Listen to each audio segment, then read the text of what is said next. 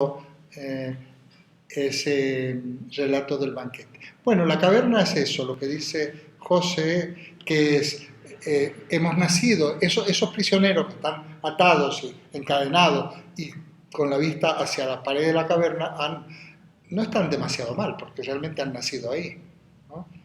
Lo que ocurre es que uno de ellos, por supuesto, ve sombras y eso es el mundo, la realidad para ellos, las sombras que ve y el entorno de la caverna, y supongo que están bastante acostumbrados a la oscuridad, a pesar de que ven poco, pero ven algo, están adaptados. Claro, uno de ellos se libera de esas cadenas, quizá por casualidad. Pero lo importante es que entonces, claro, dice, empieza a ver que se puede levantar y va subiendo, porque esa caverna también está un poco enterrada, hasta que va a ir saliendo. Aquí señalamos, muy interesante, habrá sentido curiosidad. De repente se da cuenta que se puede mover, y dice, bueno, y esto, a ver, esto es, porque ni siquiera habría mirado para atrás, oye, aquí hay cosas detrás, puedo subir, puedo ver a dónde me lleva, o sea, la curiosidad lo va a mover a salir de la caverna. Cuando sale, ¿qué pasa? Pues se enceguece, porque imaginaos, si nosotros llevamos un rato en la oscuridad y de repente salimos a la luz del sol, pues nos encandilan, mojados toda la vida. Entonces, la sensación que da que no es tan fácil la vida fuera de la caverna, que es incómoda, lo primero te enceguece, y luego supongo, para agregarle elementos, que fuera de la caverna, a lo mejor era en Grecia además, la caverna, y que era verano y hace un calor terrible, en las cuevas, en estos sótanos está estupendamente, esta especie de bodegas, ¿no? O sea, está bien, siempre una temperatura constante, o a lo mejor hacía muchísimo frío, o sea, empieza a sentir unas cosas que no había sentido. Pero poco a poco va distinguiendo cosas, plantas, animales, piedras, lo que hay fuera de la caverna. Entonces, o sea, que lo que yo veía antes no eran las cosas, eran sombras. Las cosas verdaderas y auténticas son estas. Bueno, luego, si comentáramos este texto, tendríamos que ver más o menos qué significa cada metáfora, cada alegoría, ¿no? Es importante aquí tener en cuenta que nosotros podemos ver las cosas gracias a la luz del sol.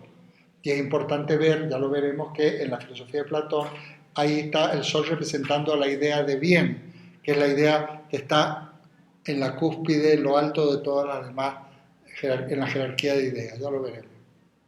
Efectivamente, como dice José, entran a contarle, bueno, la que se arma, le insultan, le pegan, porque claro, este viene a complicar, ¿eh? La gente no estaba mal en la caverna, no sabía que había otra cosa, supongo que les darían de comer, estarían bien, o sea, no deseaban nada porque no sabían que hubiera algo más.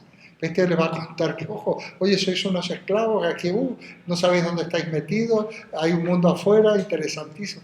Pero déjate hablar tonterías, realmente lo tratan fatal, ¿no? Este incordia, el que intenta hacer que los demás se den cuenta y tomen conciencia de las cosas, es una persona muy molesta. Pensar que bien el que sale de la caverna y el que intenta que los demás salgan, bien podría haber sido Sócrates, que no escribió nada, pero que sí, lo que es verdad, que a Sócrates lo mataron. Lo condenaron a muerte precisamente porque consideraba que corrompía a la juventud. ¿Mm?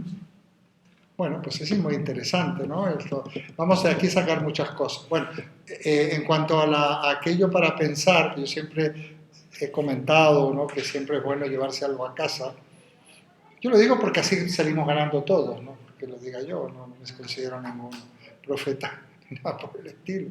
Pero sí que es muy interesante, es muy útil, resulta muy útil saber en qué caverna estoy metido yo. Es muy útil. Porque a lo mejor estoy metido en alguna caverna, o en parte mi vida se desarrolla dentro de una caverna y hay un mundo exterior, hay algo más, ¿no? No me refiero a nada raro, simplemente que qué cosas nos encadenan, qué cosas nos tienen prisioneros y por qué, por ser prisioneros, en vez de ver la realidad, estamos viendo reflejos o sombras. No es un mal ejercicio. Imaginaos que si tuvierais que escribir sobre esto, tuviéramos tiempo, y la nota la pusiera yo y este fuera un curso normal, diría, bueno, pues vais a escribir ahora en casa o aquí qué consiste vuestra caverna y en qué, o por lo menos pensar realmente de qué os tenéis que liberar para poder mirar más de frente o funcionar en ese mundo de la luz, ¿no? Puede ser muy interesante, ¿o no? Puede ser muy interesante. A veces estamos confundidos. Para Platón, él dice, los sentidos nos engañan. ¿Pero qué quiere decir esto? Que muchas veces la sombra o las apariencias son un obstáculo para que veamos las cosas tal cual son. ¿Mm? Pensemos, conocemos a una persona. ¿Nos cae bien o nos cae mal? ¿No? A veces nos cae bien, a veces nos cae mal. Pero ¿cuántas veces nos tomamos el trabajo de ver qué hay detrás de esa primera impresión? Y a lo mejor, por no hacer ese esfuerzo, no descubrimos lo que hay detrás de esa primera impresión. Las primeras impresiones a veces se corroboran, se confirman y otras veces no. Pero muchas veces nos dejamos llevar por primeras impresiones, o sea, que en el fondo nos dejamos llevar por sombras, porque estamos atados. ¿Qué es lo que nos ata? Los prejuicios. Tenemos muchos prejuicios, otros más, otros menos, pero tenemos unos prejuicios que tenemos que poder liberarnos de ellos para poder ver las cosas tal cual son.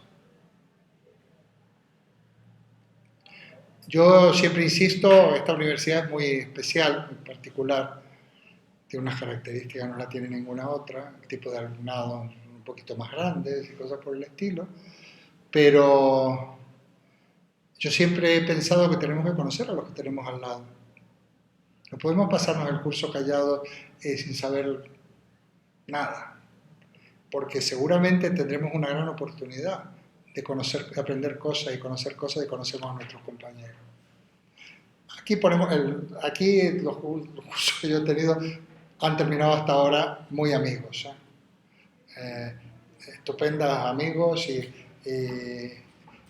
ha sido muy interesante porque simplemente aquí no os imagináis la riqueza que hay en vosotros y la gran distribución de diferentes tipos de riqueza y de diferentes tipos de dones y cualidades. Es increíble, ya lo veréis. Os va a llamar la atención. Bueno, eso. Y entonces la vida, hay muchas cosas que son gratis, que no cuestan nada y que nos pueden hacer bastante más dichosos. No cuestan nada. ¿No? La amistad, por ejemplo, es una de estas cuestiones. Eh, eh, Poder estudiar tranquilamente a estas horas cuando es un privilegio, poder tener el tiempo y la posibilidad de estar escuchando estas cosas y otras que en otras asignaturas. El clima, el día de sol, los días de sol que hemos tenido hace unos días, los de lluvia que vienen ahora, que son estupendos. En fin, uno se va acostumbrando a empezar a fijarse, ¿eh? A asombrarse, como diría Aristóteles, si el asombro la es la condición del filosofar, y empieza a percibir las cosas de otra manera. Y eso se une a esa capacidad de crear un mundo de sentidos en nuestra vida, ¿no? A vosotros van a pasar dos cosas. Vais a aprobar la asignatura, pero también, que eso me gusta mucho, porque vais a poder con ello unir a otras notas y otras cosas para poder seguir adelante con nuestros propósitos, pero al mismo tiempo vais a ir entrando en la filosofía y eso va a venir muy bien, muy bien. Y como empecéis a entender y empecéis a ver, a mirar con otros ojos, a poder ver lo que hay detrás de las apariencias, estáis listos porque no tenéis vuelta atrás. Además, eso sí, como os pique el gusanillo y como vayáis acostumbrándoos a ser dueños de vosotros mismos, no, eso no tiene vuelta atrás. Me preguntaba un alumno aquí al lado, bueno, pero ¿eso qué tiene que ver con la felicidad? No entiendo bien qué significa, porque hablando de Platón, que el conocimiento da la felicidad. Bueno, el conocimiento y otras cosas. Pero hablaba un grupillo que hay aquí. No, no lo pasáis bien aquí, no, claro, no os gusta, a nadie, a ellos y a vosotros tampoco, pero a lo mejor incluso hay alguna circunstancia que a vosotros os obliga un pelín a intentar aprobar esto para nivelar cosas, pero aquellos que ya estamos hablando de una carrera, que no piensan, son gente de una determinada edad, que no va a trabajar, es un grado de geografía e historia, que es precioso, pero son gente que ya están hechos, jubilados, tienen sus profesiones, es para disfrutar y el conocimiento nos permite mucho también disfrutar. Bueno, ¿qué es la caverna entonces? El mundo sensible. Ahora vamos un poco, el mundo sensible, el mundo de los sentidos, que para Platón nos engaña.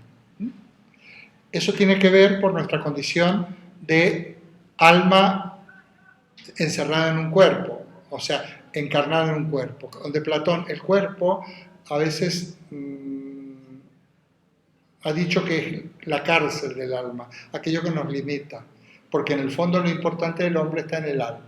Digo el relato típico, luego lo seguimos.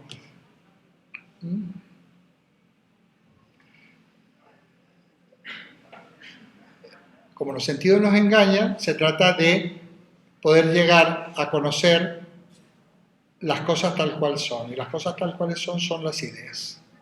¿Cómo es posible? Pues ya lo veremos. Esto tiene que ver un poco como lo conoce de Parménides. Como que las ideas son cosas. Bueno, ya lo veremos.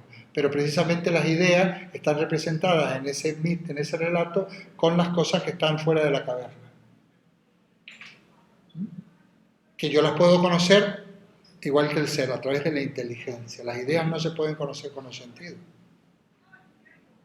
Por ejemplo, tú con los sentidos conocemos personas, ¿no? Aquí hay un montón de seres humanos. Pero la idea del ser humano es solo una noción intelectual, donde vemos la idea del ser humano. Sin embargo, sí podemos decir, ella es un ser humano, él es un ser humano, tú eres un ser humano. Pero la idea del ser humano solo se puede conocer con la inteligencia. Las nociones o ideas o conceptos solo se puede llegar a través de la inteligencia. Por ejemplo, los conceptos matemáticos, pero cualquier otro concepto, ya veremos. Como el ser humano en el fondo es un Dios caído, es una divinidad caída, que ha perdido su condición porque vivía en el mundo de los dioses, en el Olimpo, en el mundo de las ideas, y se ha olvidado de todo, ha sido como condenado a encerrarse en un cuerpo, la caverna. La única manera que tiene para volver a ese paraíso perdido es el conocimiento, o sea, de las ideas, o sea, ir saliendo de la caverna para conocer las cosas tal cual son. Entonces, el cometido de la existencia humana para Platón, ya vemos bien qué quiere decir esto, porque Platón no era un iluso, es precisamente poder retornar a ese paraíso perdido. Pero eso es realizarte en la virtud, que es lo que te hace alcanzar la felicidad. Y la felicidad es precisamente se da a través del conocimiento. O sea, la virtud es conocer. El hombre virtuoso es el filósofo. ¿Ahora es así?